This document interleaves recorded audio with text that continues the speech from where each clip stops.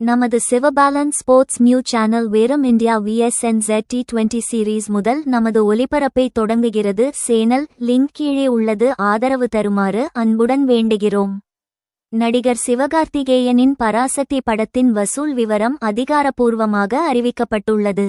சுதா கொங்கரா சிவகார்த்திகேயன் கூட்டணியில் உருவான பராசக்தி திரைப்படம் பொங்கல் வெளியீடாக திரையரங்குகளில் வெளியானது.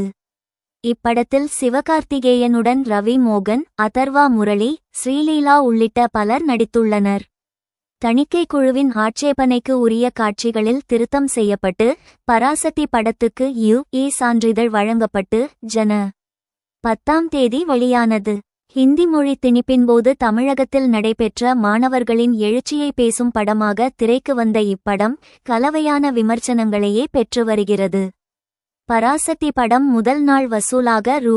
27 கோடிக்கும் அதிகமாக வசூலித்துள்ளதாக தெரிவிக்கப்பட்டது. இந்த நிலையில் பராசக்தி திரைப்படம் 2 நாட்களில் உலகளவில் ரூ. 51 கோடிக்கும் அதிகமாக வசூலித்துள்ளதாக படக்குழு அதிகாரப்பூர்வமாக தெரிவித்துள்ளது.